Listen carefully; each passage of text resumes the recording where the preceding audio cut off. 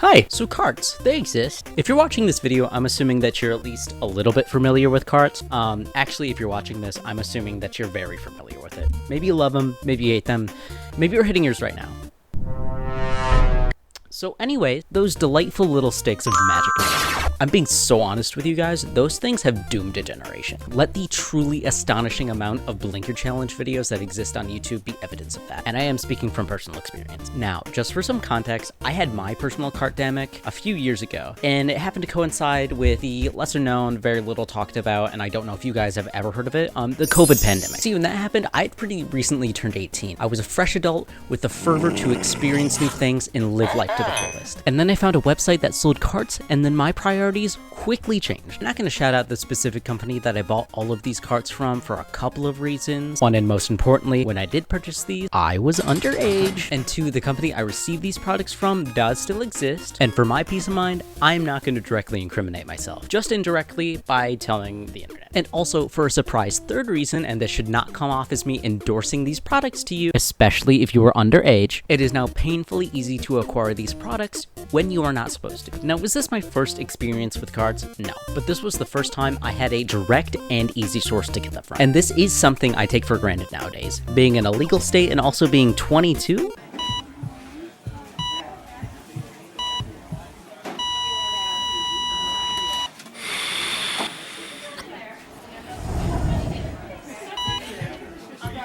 Now, some of you have probably already guessed what kind of carts I was purchasing at this time, but if you haven't, I will clue you in. I was purchasing questionably tested Delta 8 carts.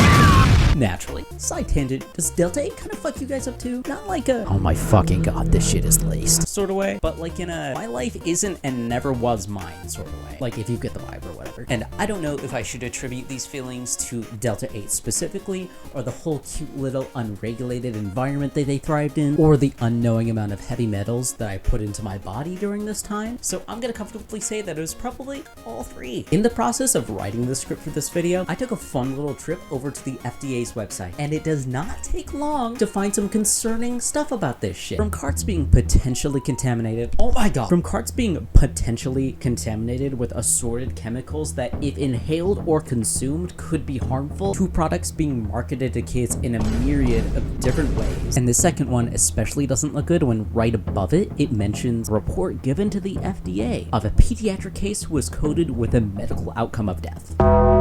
Separately, do you guys remember that one investigation thing that came out semi-recently where a bunch of different cart brands were tested and more than half of them came back with like concerning levels of pesticides and other random shit in them? Like these brands were already testing their shit, but they didn't care to, I don't know, test for like pesticides. So this goes for both the carts and the flour that was tested, so it's not like a complete diss on carts, but you know, just like food for thought about like shady and weird weed companies. Anyways, back to the more important topic of this video, me. At this point in the video, I would give my...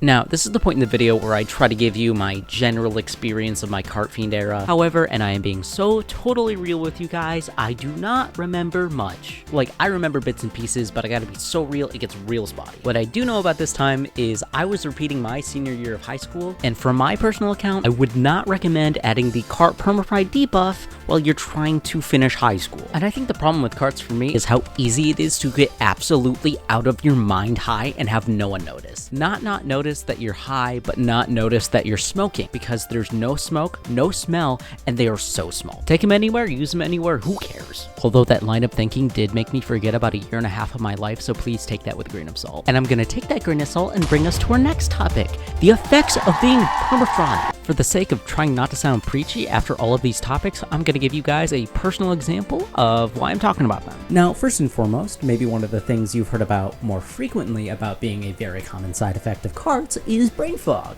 Constant brain fog. This carried on well after I stopped smoking carts daily. And I can tell you right now, it certainly did not help in day-to-day life. The amount of times I thought I'd given myself permanent brain damage from smoking carts is insane.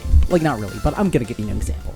Imagine this, you're having a nice peaceful night. You're watching YouTube, you're laying in your bed, you're on that damn phone, you're eating snacks or whatever the fuck you're doing, and you've been chain smoking your electronic marijuana, okay, for the last 6 hours. You feel yourself starting to get tired, maybe it's time to go to sleep. Suddenly though, something feels off. Your brain starts to work. You look at the clock. It's 4:15 a.m. You work in 45 minutes. I know some of you out there are absolutely no stranger to being a little bit blasted at work. I know I'm not, but at the time, this had never happened before. My camera just died. Now, did I consider calling off of work? Yeah, absolutely. But at the time, I was feeling brave. And by brave, I do mean really high and sleep deprived, and my decision making was very flawed. So I got my ass up and I went to work. I did not drive, I biked to work. Please do not drive high. At this time, I was working at a grocery store as a pickup clerk. I don't know if you have ever walked into a grocery store at 5 a.m. It already feels unreal. Tacking on being really high just made it so surreal. Now back to my actual job, working in pickup. Basically, I just go around the store and shop for other people, and then they come and pick it up. It's very self-explanatory. And I was already pretty decent at this job. I was the best in my department by far. I killed that shit. But when I tell you I locked the fuck in, if you ordered groceries at 7 a.m., you were getting them at 7:15, no question. And I think if my manager did know I was high, I really don't think she cared. All right, on to the next topic. Anxiety. Well, anxiety and paranoia. You cannot have one without the other. These two did not come up until a while into my cart diction, but when they did, they were well and truly inescapable. A good many times, I would think the most ridiculous things when I was high off the ripstick. When your brain is so constantly high for so long, the thought loops get so insane, especially when you're alone, which I was most of the time because, you know, the pandemic. This is a really stupid example, but one time I was eating blueberries. I don't know why. I don't like blueberries. And when I was eating them, there was some orange shit inside. And from my very limited knowledge of blueberries, I knew that orange, not in the name, so therefore, you know, logic states that I have hours to live. Do you know you have 30 minutes? 30, yes. In further analysis, the orange little specks in those blueberries were blueberry seeds. They were blueberry seeds. I'm not kidding. I went through an hour-long spiral of dread thinking whatever the fuck was in these blueberries was the next superbug, and I was patient zero. I was so genuinely terrified sitting there. I was planning out who all of my earthly belongings were going to. What broke me out of this spiral, you may ask? I got hungry and I went and ate cheese straight out the bag, and then peace was restored.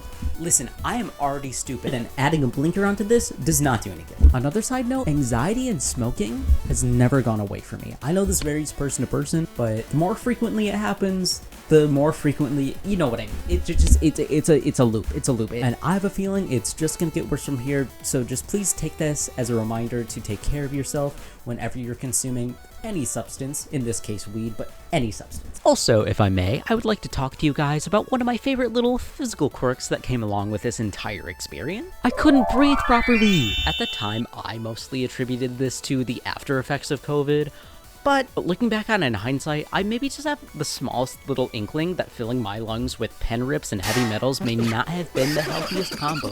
I'd have reoccurring fits where I could not fill my lungs with air properly. It felt like there was a rubber band around them. 2, I felt winded after doing pretty much anything. Walking up a flight of stairs? No.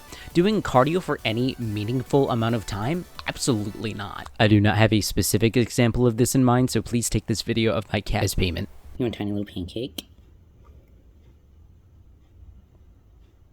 Is he just sniffing it out? Only after time did I really realize the full scope of how unhealthy this all was. But did I want to stop? No. Fuck no. Because was it fun to do nothing but get high all day?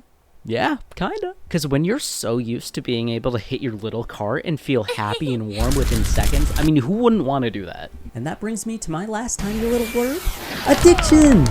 I'm not going to sugarcoat it. The reason I kept smoking these carts for so long was because I was addicted to them. Side note, if anyone wants to start the argument with me that you cannot be addicted to weed, I'm going to come to your house and scream outside your window for 3 days. Straight. Whether or not you want to call it addiction or dependency, if you're smoking daily and you're finding it hard to not smoke or not think about smoking, well, congratulations, you may be addicted. And I'm not saying it's necessarily a bad thing to use weed daily. Hold your horses. Please hold your horses. They keep getting out and harassing the neighborhood kids for money.